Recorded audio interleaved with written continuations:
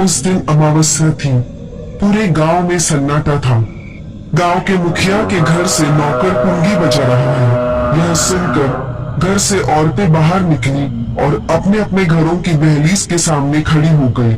हर घर से एक औरत एक हाथ में चाकू और दूसरे हाथ में चावल से भरा गिलास पकड़ी थी। बेटा रमेश, हमारे नौकर मुनि को बुलाओगे? रमेश, उस पूजा का घड़े को मणि के सिर पर रखो।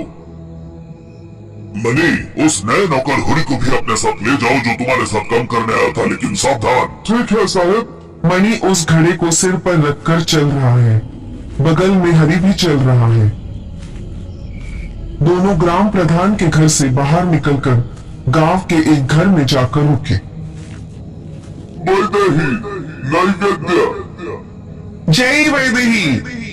ऐसा कहकर चाकू से उंगली को काटकर उस घड़े में खून डालती है। गिलास का चावल भी घड़े में डाल देती है। वैदेही की जय जयकार करते हुए घर में चली जाती है। हरि जो ये सब देख रहा था, उसकी समझ में कुछ भी ना आया। वह अपनी उत्सुकता को रोक नहीं पाया। भाई, खून, चावल, घड़ा, आप लोग यहाँ पर क्या कर रहे हैं? तुम्हारे गांव वाले बड़े अजीब है। तुम बगल गांव से हो, तुम्हें ये सब अजीब लगेगा। हमारे गांव में हर अमावस्या के दिन ये मामूली बात है। दोनों गांव में सबके घर गए। उन्होंने जो खून बहाया उसे और चावल को घड़े में भरकर गांव के बीच उस जीर्ण शीर्ण मंदिर में रखकर पीछे मुड़े बिना ही गांव के मुखिया के घर चले गए।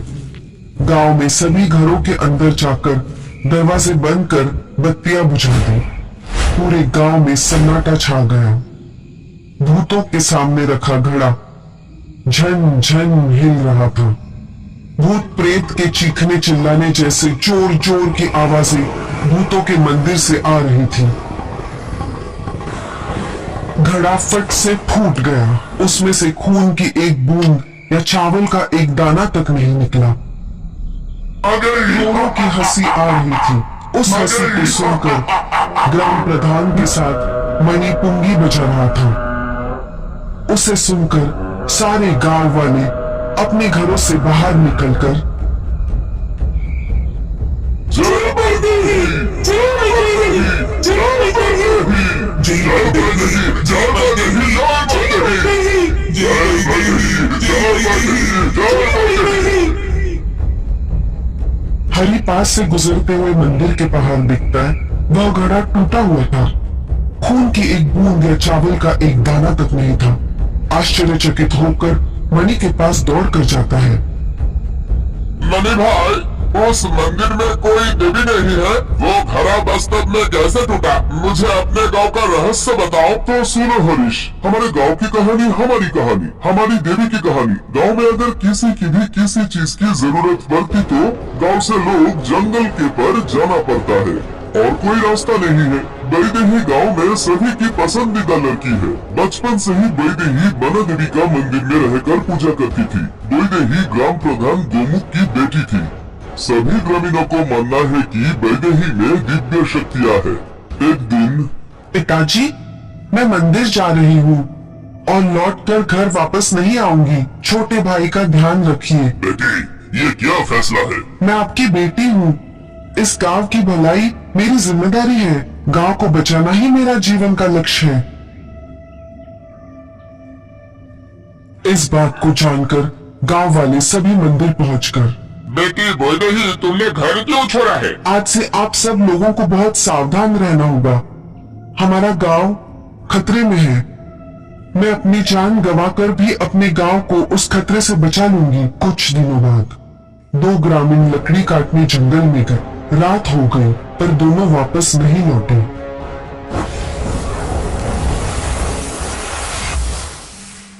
उन दोनों के परिवार वाले वैदेही के पास आकर सब कुछ बताते हैं। खतरा सरहद तक पहुंच गया है। उस द्विज्वाला की नजर हमारे गांव पर पड़ी है। आप सभी खतरे में हैं। मेरा काम शुरू हो गया है। कल अमावस है। कल पूरी रात आप लोग यही रहिए। अमावस्या की रात वैदेही ध्यान में है। सभी ग्रामीण मंदिर के चारों ओर बैठे हैं। उन दो मृत ग्रामीणों की आत्मा हवा में उड़ती हुई आई और मंदिर में प्रवेश कर गई। विज्वाला गांव में कदम रखा। उस मंदिर के पास आकर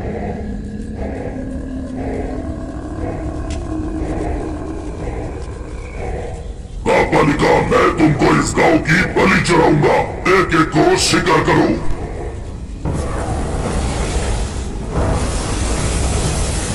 द्विजवाला, मेरे रहते तुम मेरे गांव में ज्यादा देर तक टिक नहीं सकते। मेरे गांव में किसी को भी कोई हानि पहुंची तो तुम्हारा अंत निश्चित है। तुम मुझे रोकोगी? पूजारी का परिकार तुम्हारा अंत देखूंगा। सभी उसी मंदिर के सामने बैठे थे। द्विजवाला के आंखों में आग की लपटें पैदा हुई। उस धरती पर टिक नहीं सका और गायब हो गया। वह गांव के बाहर से भूतों को गांव में भेज रहा है।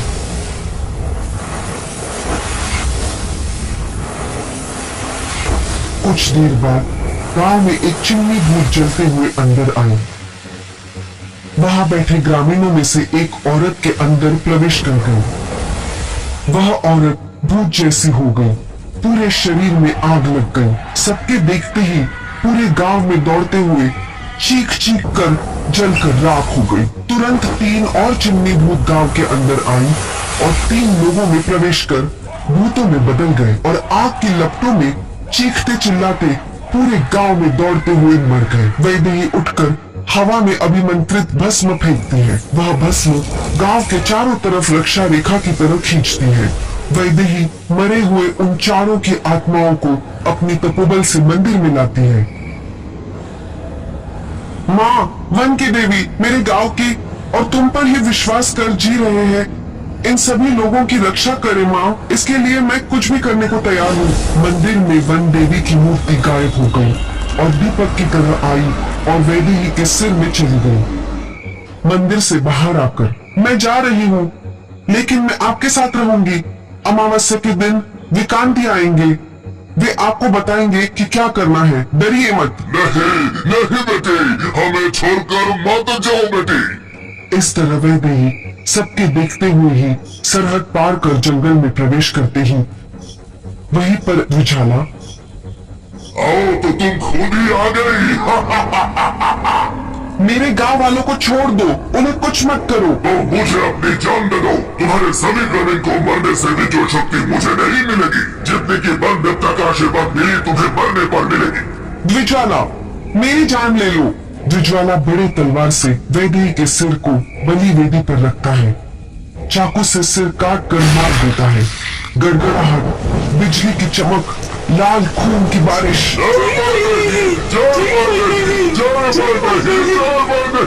वैदेही की आत्मा तेज कांति में बदलकर सबके देखते ही उस मंदिर में चली गई।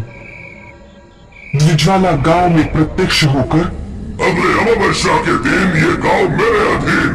भाग जाओ, वरना तुम सब मेरे हाथों मर जाओगे। अगले दिन सारे गांव वाले मंदिर के बाहर उदास बैठे थे। तब गांव के सरहद से किसी को आते देखकर सभी उस तरफ देखते हैं। कोई व्यक्ति देदीप्यमान स्वरूप से चलकर आ रहा था। स्वामी, आपको देखकर हमें बहुत धैर्य आनंद लग रहा है। आप कौन है स्वामी? मेरा नाम त्रिकांति है। कहीं सैकड़ों साल पहले यहाँ ज्वालाकारिणी नाम की एक बेटी हुआ करती थी। धीरे धीरे उसका नाम बदलकर बाना देवी हो गया। वो तांत्रिक बीज वाला नर बलि देकर सत्य हासिल करने की कोशिश कर रहा है। उसका अंत सिर्फ मनुष्यों की शक्ति से, दैव शक्ति से, जो केवल आत्मा की शक्ति से नहीं होगा। तीनों शक्तियों के मिलने पर ही उसका वध किया जा सकता है। इस अमावस्या के दिन आप लोगों का खून और चावल एक घड़ा में लेकर इस मंदिर में रखो। अब सब लोगों की शक्ति, उन आत्माओं की शक्ति और ज्वालाकारिणी की शक्ति, ये तीनों मिलकर ज्वाला शक्ति के रूप में बदलकर बीजवाला का अंत करेंगी। विकांति के बताए अनुसार उस घड़ों को मंदिर में रखकर सभी अपने अपने घर में चले गए।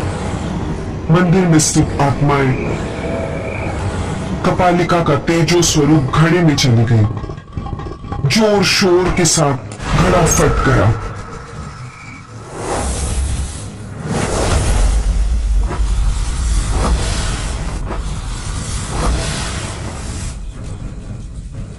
घड़े से एक कांति किरण ज्वाला में बदलकर विज्वाला को जलाकर भस्म कर देती है।